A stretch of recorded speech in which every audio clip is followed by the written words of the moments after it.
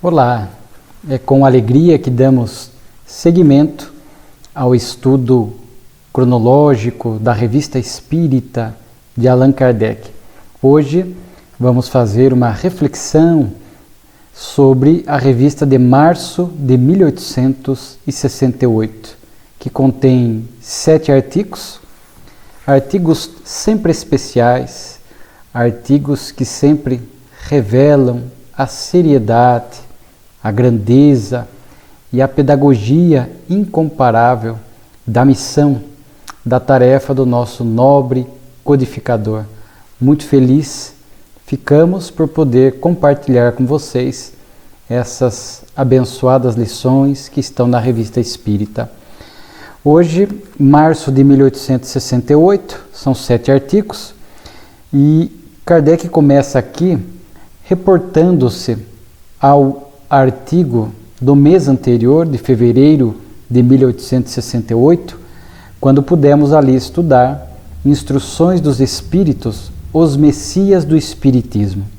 Foi um artigo que rendeu muitos comentários da nossa parte, porque foram 13 comunicações bastante instrutivas, profundas, que traziam revelações importantes para este movimento de regeneração da humanidade que o Espiritismo inaugurou. E aqui o primeiro artigo é justamente comentários sobre os Messias do Espiritismo, porque Kardec mencionou que pela importância, pela quantidade de comunicações, pelos assuntos tratados, surgiram muitas indagações sobre o artigo da revista anterior. E aí Kardec aqui praticamente divide em 4 pontos que ele vai tratar, e num primeiro momento ele vai tratar da questão porque uma das comunicações falava que era importante guardar segredo até nova ordem, porque as datas das comunicações variavam, algumas eram mais antigas do que outras, repetindo que no total eram 13. E foram comunicações que foram ditadas por grupos e localidades, em localidades diferentes, atendendo ao que Kardec menciona, a universalidade dos ensinos. E aí as pessoas perguntaram, mas se foi numa das comunicações recomendado que se guardasse segredo, qual foi o motivo que levou Kardec a dar publicidade às comunicações? E aí o próprio Kardec diz que quando o ensino vai se generalizando sobre determinado assunto, e isso aconteceu, conforme nós vimos ali, até pela quantidade de comunicações, é um indicativo, um indício de que chegou o momento do tópico, da questão vir à tona. Diz aqui Kardec, chegou ao seu tempo. E ele diz que também o próprio Kardec utilizou desse bom senso, desta avaliação, e entendeu que a utilidade, a importância daquela temática ou daqueles temas se fazia imprescindível. E ele comenta até porque a vinda de um ou vários Messias era mais ou menos geral. Então vejamos que vem ali uma comunicação mais antiga, a primeira talvez, falando que neste momento guarde segredo, mas logo mais uma segunda, passado um tempo a terceira, a quarta, a quinta, e isso se generaliza.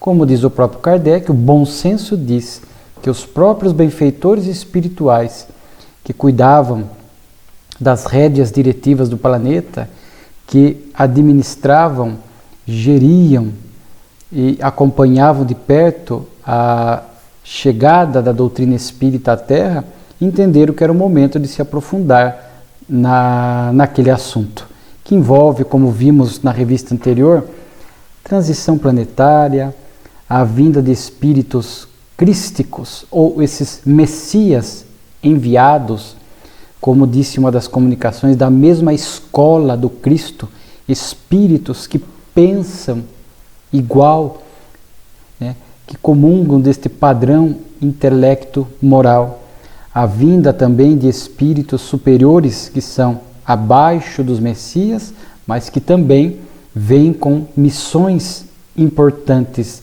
neste momento de regeneração da Terra.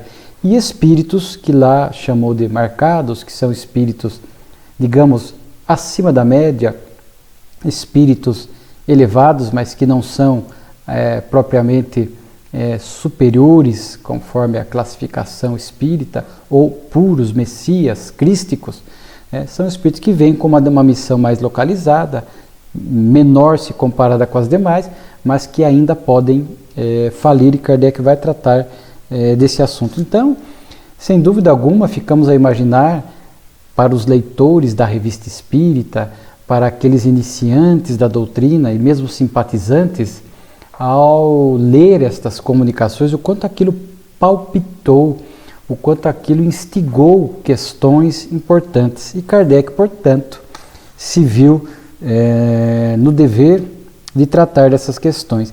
E ele próprio diz que esta vinda de um ou mais Messias era uma crença de forma geral.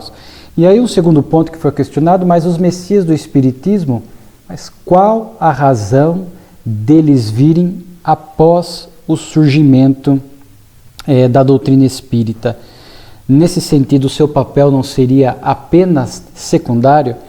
E Kardec dá uma resposta aqui extraordinária. Ele diz que a revelação espírita deveria realizar-se em condições diferentes de suas antecessoras, porque as condições da humanidade não são as mesmas.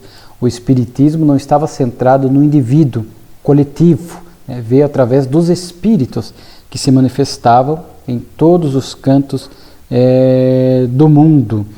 E mesmo esses espíritos, vamos chamar aqui agora mais genericamente missionários, mesmo que eles viessem após o surgimento e a instalação da doutrina espírita, não significa que eles não estivessem trabalhando em prol do espiritismo no mundo espiritual. E é claro que isto acontece.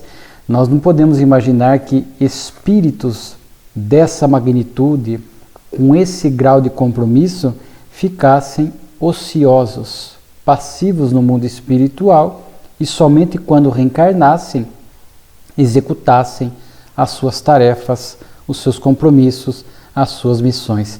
Podemos aqui dar um exemplo neste momento. Nós ficamos a imaginar o que está fazendo o Dr. Bezerra de Menezes no mundo espiritual. Vemos que ele se comunica com alguma periodicidade através do médium Divaldo Pereira Franco, pela psicofonia, então é bem provável que não esteja reencarnado. Nós vamos imaginar o Dr. Bezerra de que forma no mundo espiritual?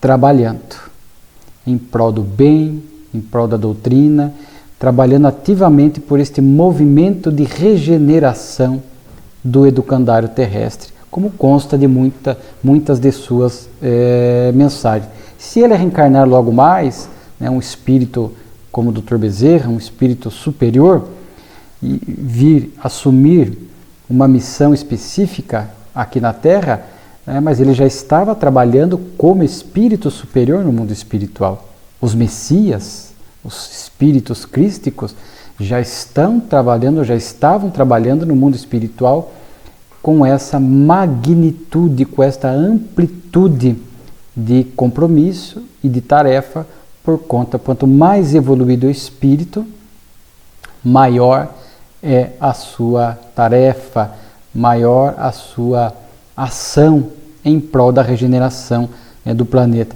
Ficamos a imaginar o próprio Allan Kardec, neste momento, no mundo espiritual, que estaria fazendo, como um espírito superior, trabalhando em prol da implantação do bem na Terra, a disseminação do pensamento espírita, trabalhando em prol da melhoria do planeta. Enfim, estas grandes almas trabalham numa amplitude de tarefa que muitas vezes temos até dificuldade de entender o seu grau de amplitude e de comprometimento. Então Kardec fala o fato de terem vindo, que viriam após a instalação da doutrina, em momento algum diminui a importância do seu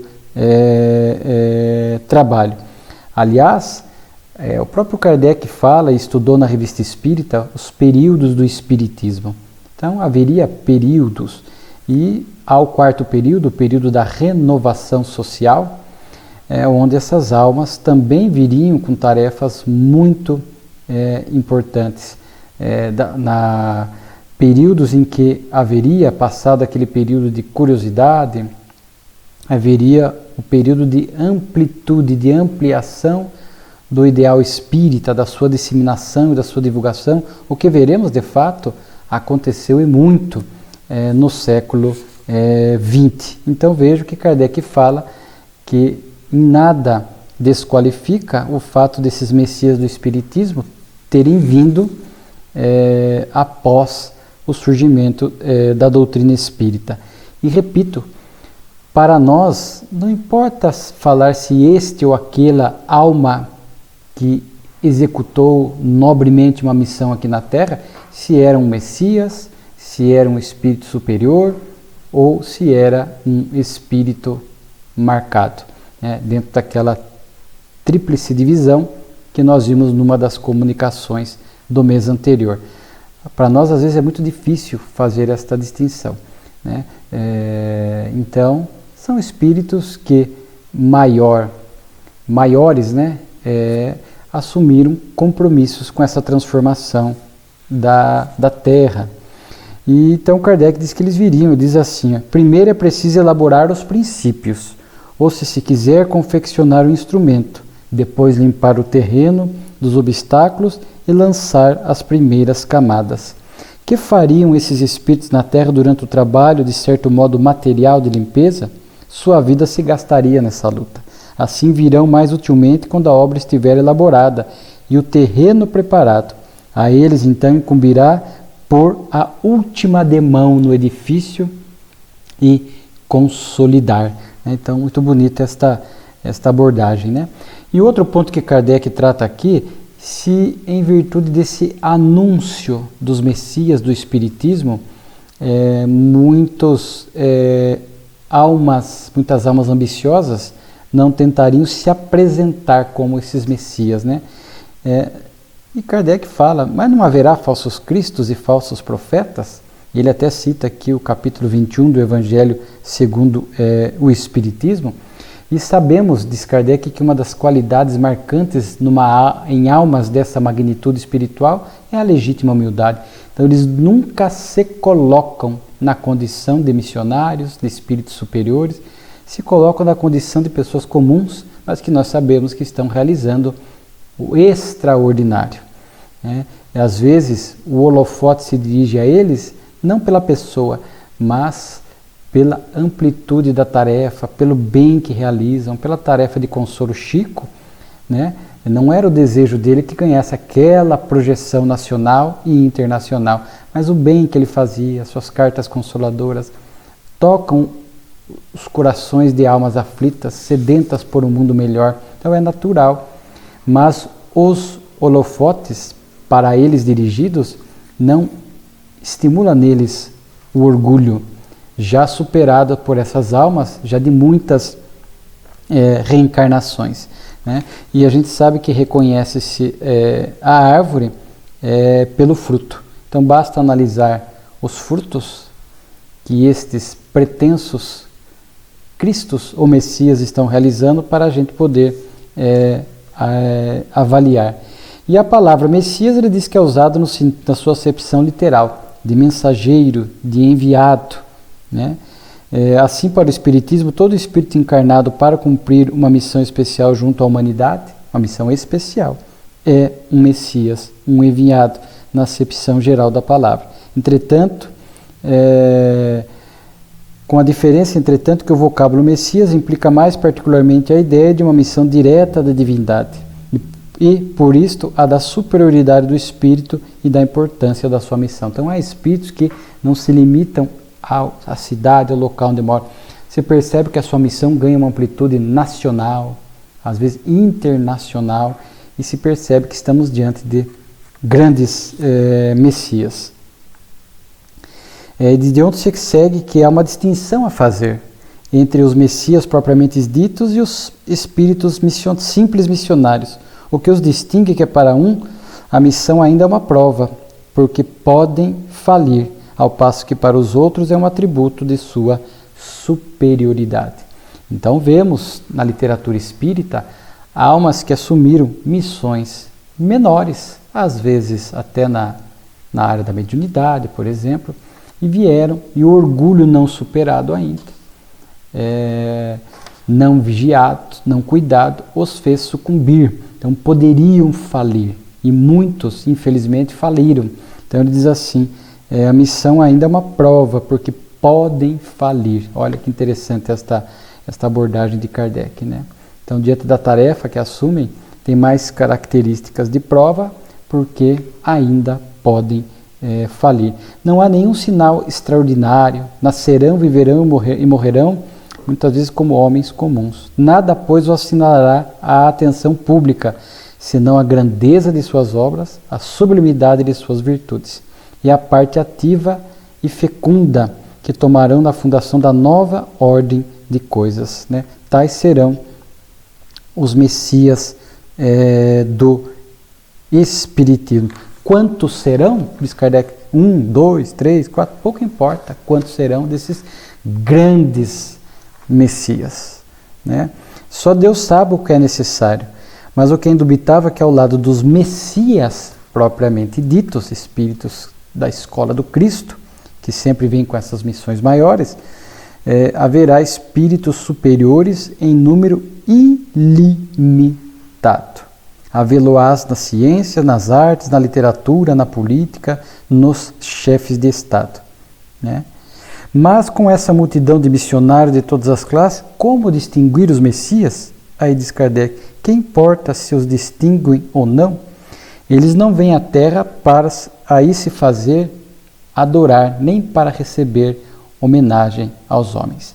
E aí Kardec finaliza, sobretudo o 20º século, que verá florescer em grandes apóstolos do Espiritismo e que poderá ser chamado o século dos Messias. Então é muito difícil para nós aquilatar se é um Messias propriamente dito, se é um espírito superior, mas isso não importa, né? O fato é que neste momento de transição planetária, a gente citou até a obra do Divaldo com este nome e citamos novamente, lá fala que viriam espíritos de Alcíone, missionários da própria história da Terra, reencarnando massivamente neste mundo.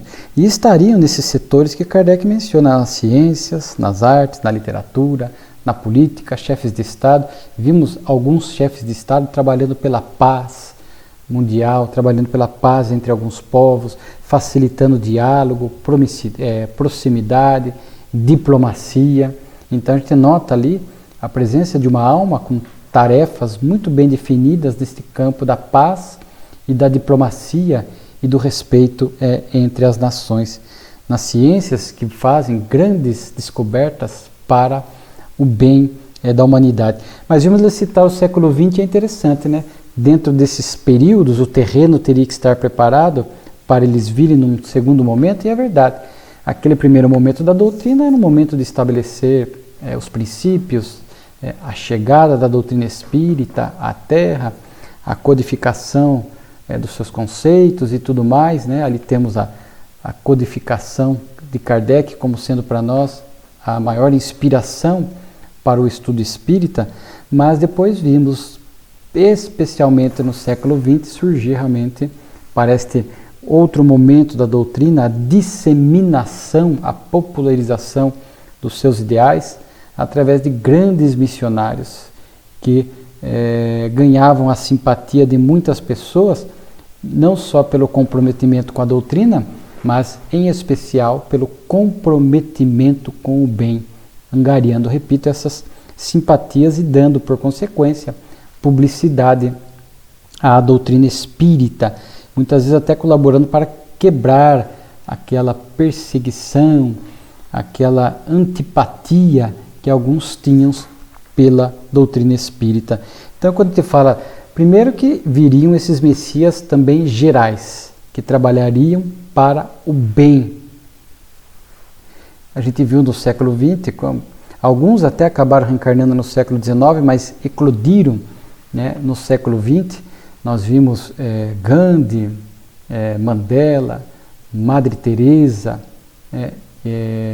Irmã Dulce, Gandhi. Então vejam estas grandes almas, né, trazendo lições maravilhosas para a Terra, e tantas outras, aqui citamos alguns só.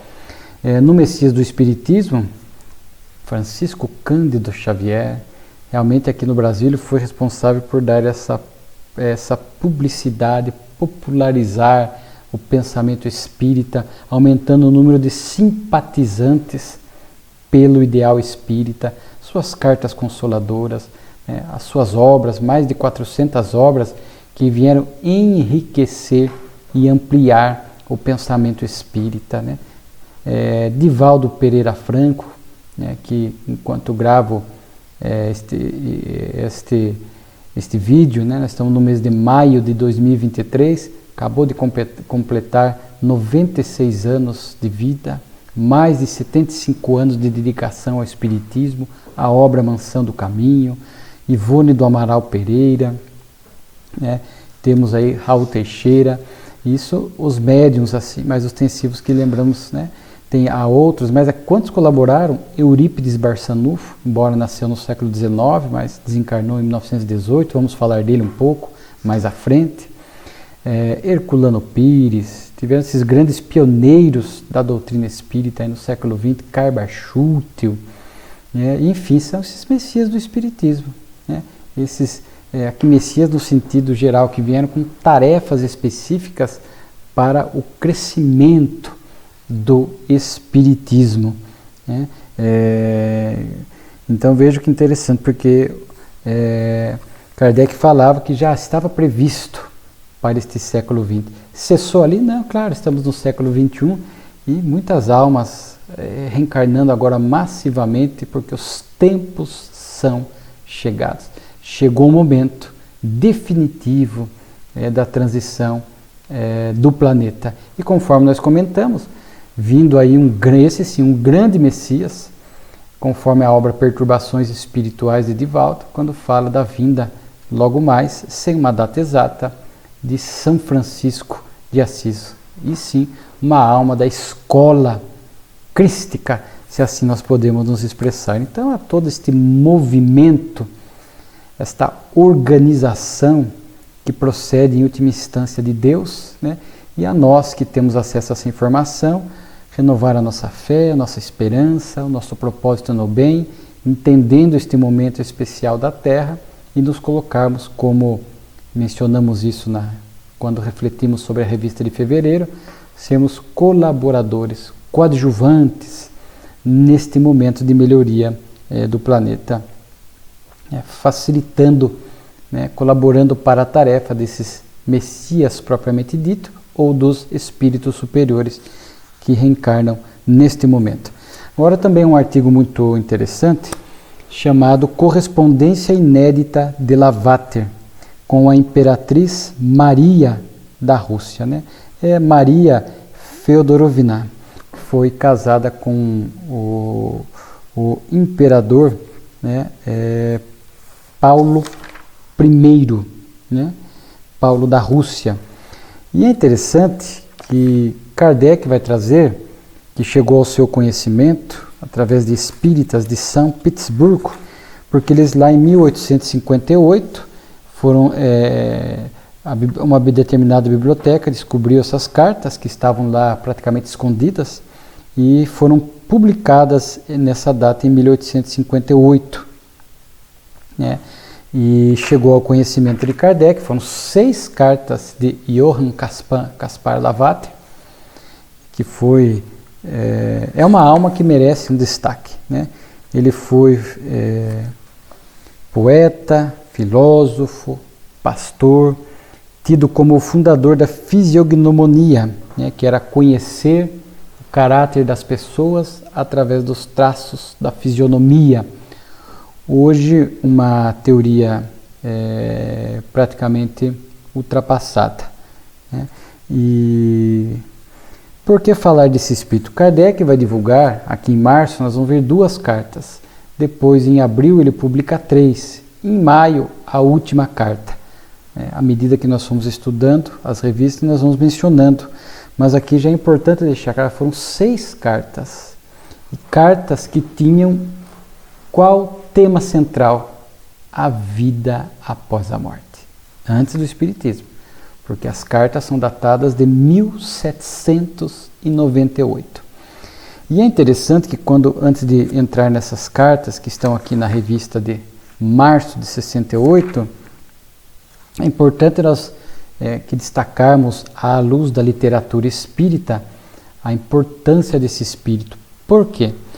Porque na obra Tormentos da Obsessão, de Divaldo Pereira Franco, pelo espírito Filomeno de Miranda, é uma obra que vai falar da construção de um hospital no mundo espiritual, chamado Hospital Esperança, por um espírito nobre, Eurípides Barçanufo, que identificando que muitos espíritas, apesar do conhecimento espírita estarem voltando em situação de sofrimento, de penúria, de infelicidade no mundo espiritual, resolveu construir esse hospital para acolher esses espíritos que estavam desencarnando mal. E no capítulo da obra chamada Tarefas Relevantes, é revelado que Johann, que Eurípides Barçanufo havia sido lavater. Então aqui é citado inclusive essa tarefa dele com a fisiognomonia, embora que haja até uma ressalva dizendo que o estudo do perispírito muitas vezes nos faz entender que em casos muito pontuais, assim, às vezes como o perispírito imprime no corpo físico as suas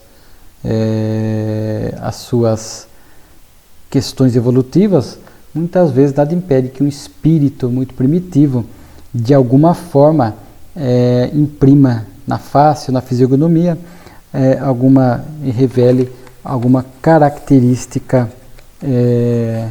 moral inferior, o que é difícil de se identificar, mas aqui é comentado que haveria inclusive essa possibilidade. Mas, de qualquer forma, hoje é uma doutrina, conforme dissemos, superada, que Lombroso também na parte do direito criminal, estudando os criminosos, levou adiante, mas também hoje é superado. Mas ele fala aqui, então, associando a este espírito, e diz ainda que Eurípides Barçanufo, o abnegado servidor de Jesus, que abraçara o martírio nos primórdios do cristianismo nas Gálias lugdunenses, veja só, então, uma alma que já vem comprometida com o Cristo desde o cristianismo primitivo. São almas raras, são almas nobres, são almas que realmente se caracterizam, são almas que estão ali no mesmo padrão de escola de pensamento do Cristo. Sabemos que Eurípides, segundo numa determinada palestra, o nosso companheiro Divaldo fala, foi na obra Ave Cristo, Rufo, aquele escravo, que era escravo na casa de Quinto Varro, a casa do filho de Quinto Varro, acho que, se não me falha a memória, Tassiano, e depois que descoberto que há uma perseguição aos cristãos, ali no ano 200 e pouco, depois do Cristo, e os escravos eram chamados a abjurar, negar Jesus.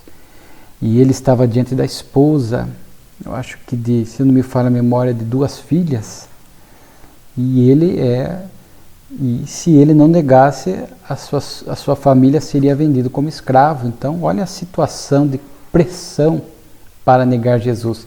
E Rufo se mantém fiel. Ele não nega Jesus, elogia Jesus, fala que Jesus era a sua razão de viver. E ele então amarrado a um cavalo selvagem, que o arrasta e o despedaça, gerando a sua desencarnação.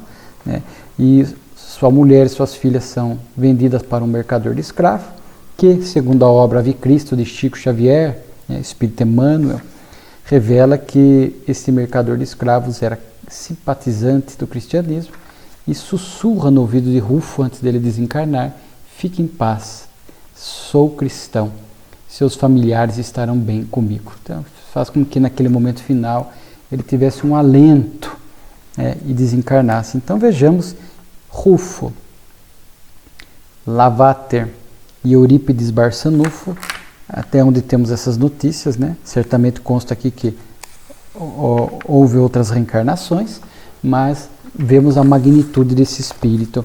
Então, mesmo antes da vinda do espiritismo, esse espírito já tinha um pensamento elevado. E ele vai trocar correspondências, portanto, com a imperatriz Maria, cuidando desse assunto, a vida após a morte. E é interessante o quanto ele traz um pensamento elevado para determinados pontos. Pontos que seriam somente mais esclarecidos após a vinda do Espiritismo. E aqui, claro que são duas cartas publicadas nessa revista de março de 68, e não dá para nós entrarmos em todos os pontos, mas alguns pontos, né? Primeiro que na primeira carta, ele começa: muito venerada Maria da Rússia, né? Desejais conhecer alguma das minhas ideias sobre o estado das almas após a morte. E ele fala: esse assunto é tão necessário saber para nos encorajar, nos tranquilizar e nos fazer refletir. De fato, esta consciência da imortalidade da alma vai gerar este encorajamento, este bom ânimo para nós enfrentarmos os desafios existenciais, as provas, as expiações que sabemos ainda necessárias para o nosso progresso espiritual. E ao compreender a respeito da imortalidade da alma, sabemos, portanto, que a vida na matéria é transitória, de forma que todo o sofrimento tem data de validade, né? Não será eterno. De forma que isso nos encoraja a sabermos que as lutas da Terra são transitórias e que ela tem um propósito educativo, espiritual, e moral. É nos tranquilizar, porque nos dá esta fé na vida futura, que tudo passa, né? Nos tranquiliza, inclusive, uma das maiores dramas vivenciados pela criatura humana ainda é o luto, a desencarnação de um ente querido. E com esta consciência da imortalidade, nós teremos mais tranquilidade, mais serenidade, compreendendo esta vida futura, cientes de que haverá o reencontro, que essa separação é provisória. E nos faz refletir, sim, não adianta crer por crer na consciência da imortalidade, nós temos que agir como almas imortais, sabendo que os valores da terra são perecíveis, que nós devemos buscar os valores imperecíveis, que Jesus já havia dito, aquele que os ladrões não podem roubar, a traça e a ferrugem não podem consumir, os valores morais. Então é necessário, diz Lavater, fazer esta reflexão profunda em torno desse tema. E ele diz assim, algo interessante, né?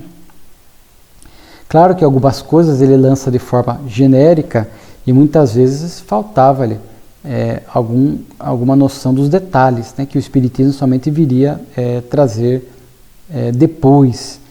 Ele diz assim: penso que o mundo invisível, o material, deve desaparecer para a alma separada de seu corpo, assim como lhe escapa durante o sono, né? Então ocorre desaparecer no sentido de desligar-se mais diretamente deste mundo físico, porque o espírito volta à erraticidade e passa a viver a vida no mundo espiritual. Mas sabemos que agora, à luz do estudo espírita mais profundo, mesmo conscientes da imortalidade da alma, das dimensões física e material, sabemos que há espíritos que, pelo estilo de vida, pelo apego material, pelo apego afetivo, pela profunda ignorância em termos de espiritualidade, às vezes desencarnam, mas não se desligam dos interesses da Terra. Alguns mais por ignorância, né, e por apego do que por maldade. Os mais ignorantes e mais apego costumam ficar nas regiões umbralinas. Os mais maldosos acabam ficando nas regiões abismais, trevosas, né, que são ambas, umbral e treva, regiões inferiores, né? mas nem todas as almas conseguem fazer esse desligamento tranquilo e essa desconexão mais rápida, ou essa desconexão da dimensão material, né? E mesmo as que fazem, porque já são mais espiritualizadas, veremos, trazem o perispírito mais sutil, mesmo assim não se desligam, não desaparecem para as coisas da Terra, ainda que essas almas consigam ir às colônias espirituais, às regiões intermediárias, ou algumas superiores, como vimos, almas que são messias ou superiores, às vezes vão às regiões superiores, elevadas do mundo espiritual, acabam se envolvendo em tarefas do bem e voltam à Terra para atender almas em sofrimento, encarnadas e desencarnadas, entes queridos que ficaram, não se apegam, não ficam aprisionadas, né? Mas elas simplesmente não se desligam totalmente das questões da Terra, mas continuam atuando, trabalhando, porque, como disse Jesus, ele trabalha e o Pai também trabalha. Então, para nós da doutrina espírita, não existe esta beatitude eterna, esta passividade ao lado do Pai e com estado de contemplação tão somente. Mas essas almas que vão aprendendo a amar estão sempre vibrando nessa dimensão da tarefa e do trabalho incessantes no campo do bem. E muitos desses trabalhos envolvem as regiões aqui, as regiões espirituais ligadas ainda à Terra, né, onde há muito sofrimento, né? Repetimos, as regiões umbralinas e trevosas, né? E Lavater já vai falar do perispírito, né? Ela for provida de um corpo espiritual que teria retirado do seu corpo material. O novo corpo lhe dará indispensavelmente uma percepção muito diversa das coisas, né? E aí ele vai falar, existindo na Terra, a alma aperfeiçoa ela própria as qualidades espirituais do veículo no qual continuará a existir após a morte do seu corpo material. Veículo, o perispírito. Veja que Lavater já está adentrando num assunto complexo, mas já trazendo noções verídicas desse corpo espiritual, que a alma vai já, à medida que se aperfeiçoa, que progride espiritualmente, ela já vai burilando, aperfeiçoando, tornando mais sutil esse perispírito, né, que será o seu veículo, ainda que para os padrões da Terra, o seu veículo de manifestação na dimensão espiritual, né, porque nós somos, enquanto encarnados, corpo, perispírito e espírito. Ao desencarnar, deixamos o corpo físico, mas continuamos com este corpo espiritual e o espírito. E este corpo espiritual reflete a nossa evolução.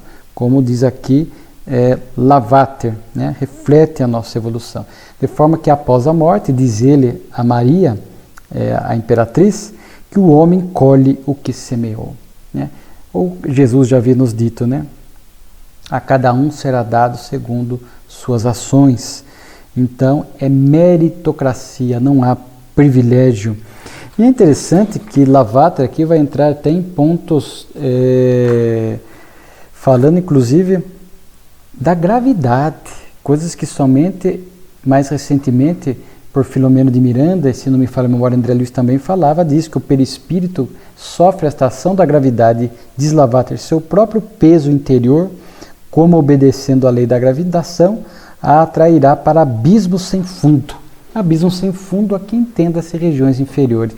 Então, o perispírito grosseiro, o espírito vai despertar no local compatível com a sua evolução. E esse perispírito mais grosseiro sofre esta ação da lei da gravidade, de forma que o espírito fica imantado àquelas regiões onde se encontra. Ele não consegue sair dali, mesmo que quisesse fugir do planeta, entre aspas, ou quisesse ir às regiões melhores, a densidade do seu perispírito, sofrendo a ação da lei da gravidade, não o permitiria isto. Então, olha que assunto interessante, né? E aí Lavater ainda fala, o que se assemelha tende a se reunir, falando da lei das afinidades no mundo espiritual. Lá, né, na vida espiritual, os afins se agrupam A gente sabe que isso se dá por lei de afinidade, sintonia.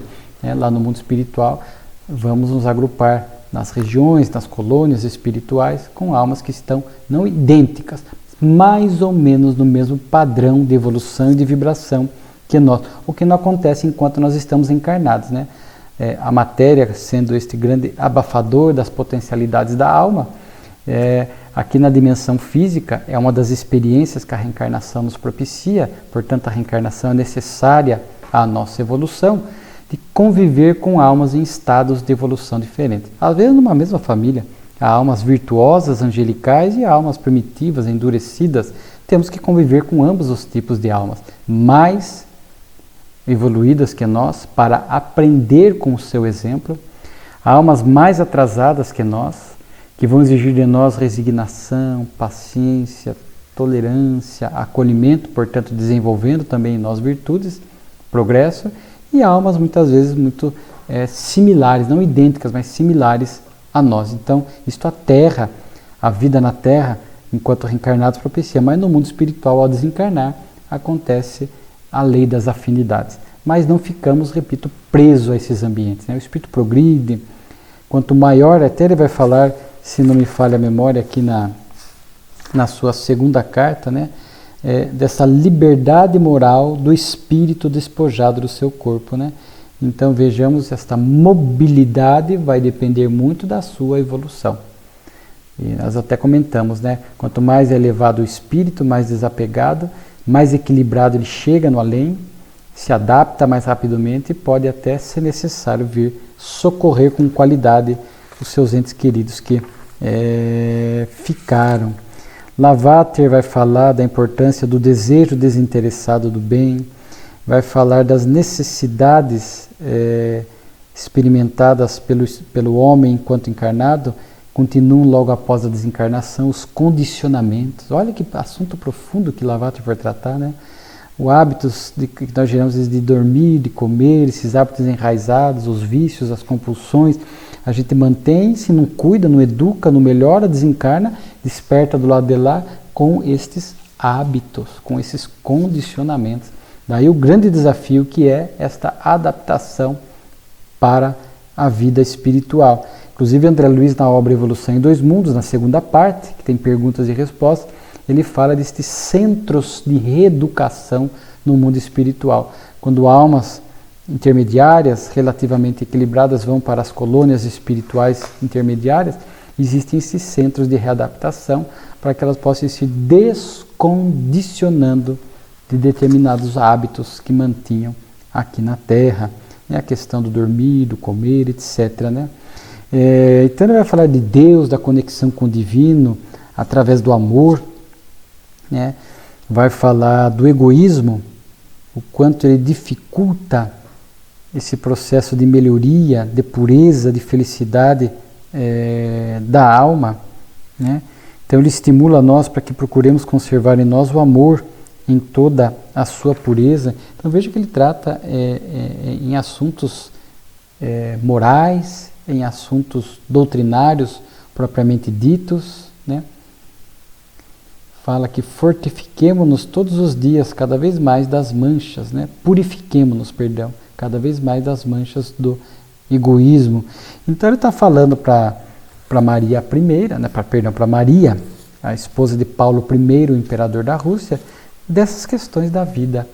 E se ela, e nós vamos ver aqui, aí a grandeza da Revista Espírita também, esses acréscimos maravilhosos, porque Kardec, lendo a carta, lida na Sociedade de Paris, o espírito Paulo I veio dar comunicação.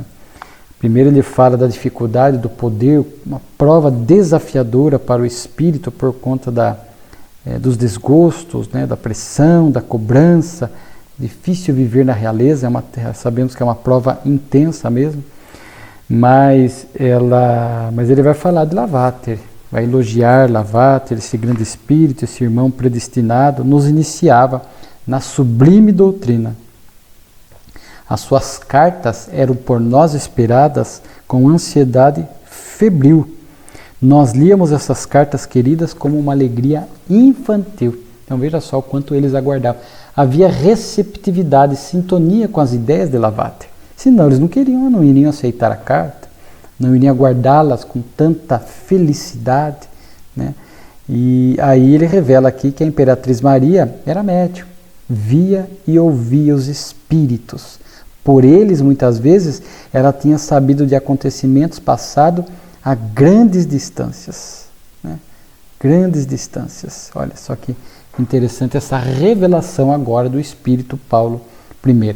E já me antecipando, para deixar aqui uma curiosidade, eu acho que na revista de maio de 68, Kardec, acho que publicando a última carta de Lavater à Imperatriz, vai ter uma comunicação do próprio Lavater, desta alma nobre, né, conforme vimos, né, que foi, claro, antes dele ter voltado ao cenário terrestre, aproximadamente em 1880, como o grande apóstolo, né, um desses messias do Espiritismo, né, Eurípides Barçanufo, conforme vimos. E aí segue a revista, aqui existe um artigo chamado Flageolet, que é de um espírito mistificador, onde Kardec recebe uma carta e conta a história desse espírito que assim se identificava, que na casa do irmão do missivista fez traquinagens, né? Enquanto o espírito brincalhão, e Kardec até menciona que não é o espírito necessariamente mau, mas daqueles frívolos, brincalhões, que fez sumir a tabaqueira do irmão, fazendo-a ir para as chamas, né? Ali eles procuravam, e ele fala depois, através de um médium que ali estava com o lápis, eu a lancei no fogo.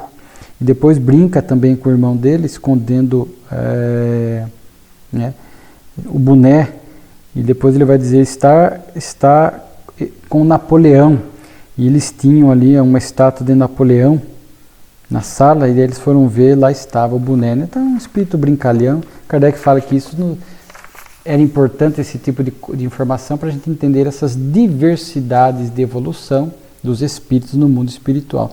Então, há estes que não são maus, mas estão neste estado de espíritos brincalhões, que querem se divertir com os encarnados e às vezes encontram meios e situações para gerar esse divertimento. Aí Kardec até coloca, o caráter desse espírito não é de uma criança traquina.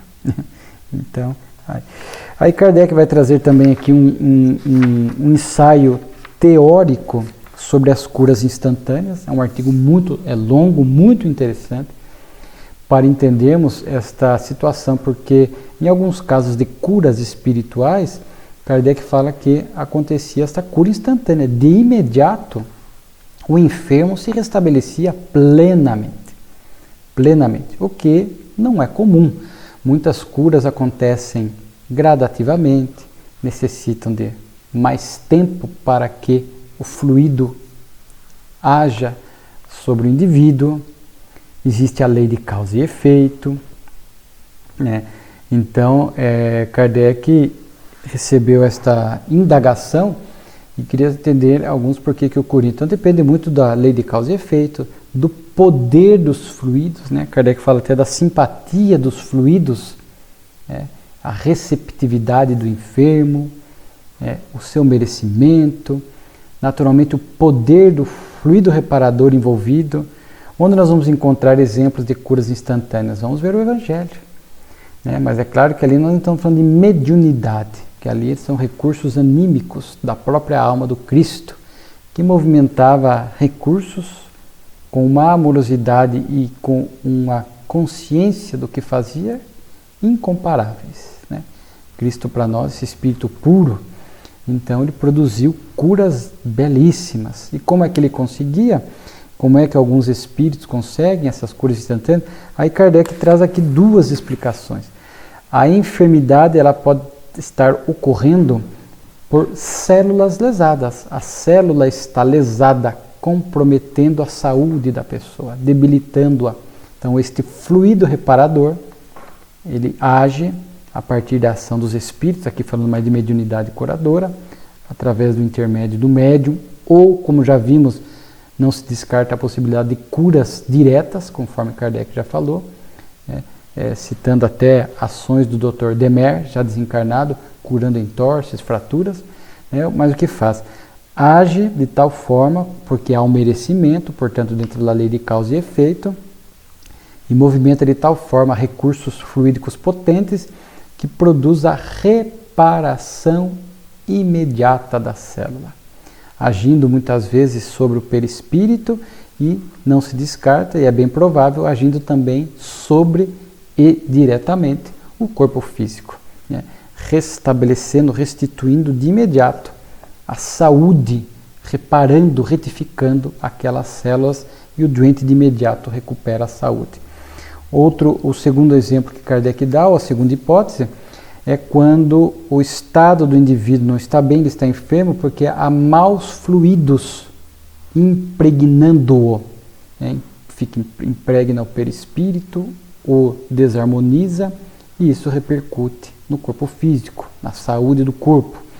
Kardec dá um exemplo, olha a didática de Kardec, de um relógio que está, o ponteiro ele para de funcionar porque ele está com acúmulo de pó empoeirado, né? E basta uma limpeza no relógio, como muitos faziam antes, hoje não há mais, é raro, né? Basta, porque usamos a hora hoje praticamente no celular, né? E hoje os relógios digitais e tudo mais, mas antigamente aqueles relógios de ponteiros, né? Bastava uma limpeza para que o relógio voltasse a funcionar normalmente. Então, muitas vezes, não é um fluido com característica de reparador, mas de expulsão.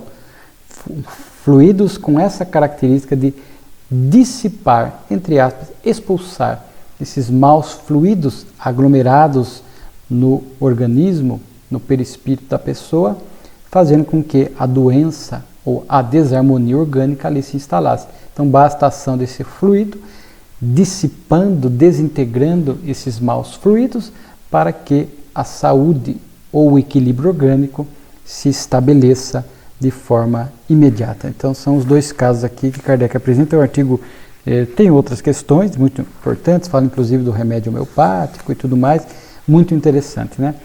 Notícias bibliográficas. Kardec fala, citamos aqui várias vezes os pensamentos do Zuavo Jacob, que era um médium de cura, que Kardec tece algumas vezes elogios, falando do caráter, da moralidade dele, e aí é lançado um livro que contém aqui 217 cartas, né? São comunicações obtidas pelo Senhor Jacob, que além de médium de cura, médium escrevente, em diferentes grupos ou reuniões. São, diz Kardec, excelentes conselhos de moral, em estilo mais ou menos correto, encorajando a prática da caridade, da fraternidade, da doçura, do devotamento pela doutrina espírita, do desinteresse moral, exortações à reforma de si mesmo e tal. Né? Mas ele fala que são numerosas essas comunicações, apenas se lamentar às vezes a monotonia em razão da repetição de determinados assuntos. Mas Kardec aqui publica a obra, né? Divulga a obra. Divulga também a obra O Espiritismo ante a Razão e comenta, veja só a importância da obra Gênesis, que a primeira edição em janeiro, a gente viu quase esgotada, depois em fevereiro a segunda esgotada, sai a segunda edição e ele diz já quase esgotada. Neste momento já estamos tirando a terceira edição da obra Gênesis, né? E por fim, o último artigo, uma comunicação espiritual, instruções dos espíritos, chamado A Regeneração. Um espírito que não quis se identificar. E aqui é interessante, às vezes, a forma como nós devemos olhar a codificação espírita, né? E aqui o próprio Kardec, existe as suas obras principais, maiores, que são as 5 obras da codificação. E a Revista Espírita, ele próprio diz, é um complemento indispensável das minhas obras doutrinárias. Então, este olhar que a Revista Espírita nos permite, mais completo, né, mais desenvolvido de determinados assuntos. Eu vou dar, às vezes, um exemplo assim, citando como este olhar da codificação, onde a gente soma lições para entender melhor um assunto.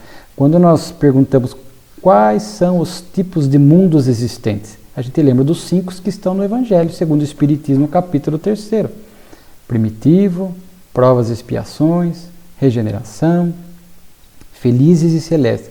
Mas se a gente for no livro dos Espíritos, tem um sexto tipo, mundos transitórios, destinados à morada dos espíritos, que passarão por uma longa erraticidade. Não há vida material, mas apenas vida espiritual. Então temos um sexto tipo de mundo, né? Que são esses mundos transitórios.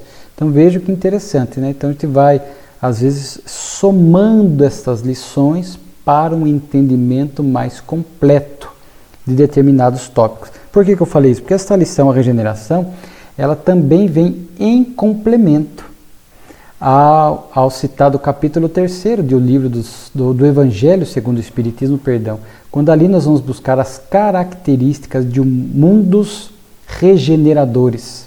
E ali nós vamos encontrar algumas características, né? Vai diminuir, cessar orgulho, inveja, ódio, ao desejo do bem.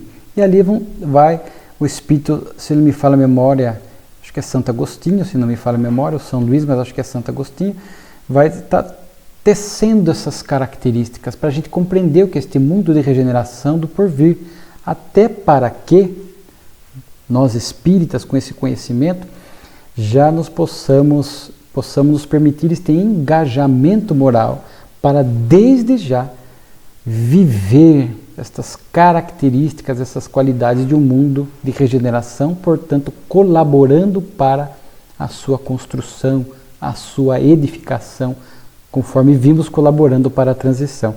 Mas além daquelas características que estão em o Evangelho segundo o Espiritismo, nós vamos encontrar nessa comunicação a regeneração um complemento e características adicionais para a gente entender o que será. Importante entender o que será o mundo de regeneração, porque é muito comum, às vezes, as pessoas confundirem com mundos felizes. Não haverá dor nenhuma, não haverá sofrimento, será o mundo dos abraços, dos beijinhos, sem atrito, sem discórdia, uma religião só, etc. Não, isso é mundo feliz. Na Revista Espírita já vimos descrições de mundos felizes e é assim, daí não tem dor, não tem sofrimento, não tem guerra, não tem fome, né? Esta unicidade de pensamento religioso, não de religião, mas de religião. Não há mais templos, não necessitamos mais de templos, né? Porque Deus já está devidamente despertado em nossa intimidade, já há uma conexão plena com o divino, não precisamos de templos, né? A única religião que existe é a prática do bem. Então, mundo feliz. Mas no mundo de regeneração ainda teremos desafios menores do que no mundo de prova e expiação, mas teremos. E aqui traz 3 características que eu recomendo a leitura. O texto, inclusive, cita uma passagem do Apocalipse, que foi escrito por João. Naquele tempo não haverá mais gritos, nem luto, nem trabalho, porque o que era antes terá passado. E a comunicação desenvolve isso. Então, no mundo de regeneração, já devidamente estabelecido e consolidado, já não haverá mais grito. Grito do quê? Grito de revolta. Porque ainda é muito comum na Terra este grito de desespero, grito de desalento, grito de revolta. A pessoa passa pelas dificuldades, pelas provas, pelas expiações, pelos desafios, e a pessoa se revolta diante de Deus, não entende, acha-se injustiçada, perseguida, abandonada. Então há o grito de revolta, há o grito de ódio, né? E no mundo de regeneração, conforme está no Evangelho segundo o Espiritismo, teremos provas a suportar, sem as angústias das dolorosas expiações, mas provas, né? Que viveremos situações ainda desafiadoras para estimular em nós conquistas de virtudes, para nos autoavaliar, estimulando esse progresso, mas agora sem o grito da revolta, porque lá à frente entenderemos a natureza das provas, o porquê elas acontecem. Não haverá mais luto. Falamos um pouco do luto agora há pouco. Por quê? Porque com a plena consciência da imortalidade, a fé na vida futura e outras questões, sabemos que é uma separação provisória, né? Então já não faremos mais do luto uma depressão profunda, negando-nos a viver, né? Sentindo desamparados pela divindade, então não haverá mais este luto penoso. Pode haver o luto saudável, que faz parte, é um processo psicológico, a saudade, a tristeza serena, olhar uma foto, se emocionar, sim, mas a certeza do reencontro. E não mais o trabalho, não olhar mais o trabalho como um castigo, porque para nós ainda trabalho é castigo. Né? A gente quer morrer para descansar, porque para nós trabalho é castigo. E ali vamos entender que trabalho, segundo o conceito do Livro dos Espíritos, toda ocupação útil, seja a profissional, seja outras formas de trabalho, o voluntário, né, o trabalho familiar, etc., nós entender que o trabalho é uma bênção que a divindade nos concede e que trabalho é oportunidade de aprendizado, de colaboração e de progresso. Então não olharemos mais o trabalho dessa forma punitiva, penosa, algo que a gente tem que se libertar, porque se dissemos Jesus trabalha e o Pai também trabalha, nós vamos querer o quê? Descanso eterno? Trabalho. Mas não é mais esse trabalho braçal, cansativo. Estamos nessa fase de automação do trabalho, etc. Mas nós vamos entender o valor do trabalho para a nossa iluminação espiritual. Né? Como disse, o espírita vai estudando essas características, então para nós, o próprio espírita já não deveria mais ter o grito da revolta, já não poderia mais sofrer desequilibradamente com o luto, e já não poderia mais entender o trabalho como sendo algo penoso, como sendo um castigo, algo indesejado. Né? Então nós estamos sendo convidados a já agir de acordo com este mundo regenerado do porvir. Né? Então vejamos quão rica, né, é a Revista Espírita, sempre rica, valiosa para o nosso entendimento doutrinário, né? E sempre fica para nós, ao terminar, esta profunda gratidão ao nobre codificador.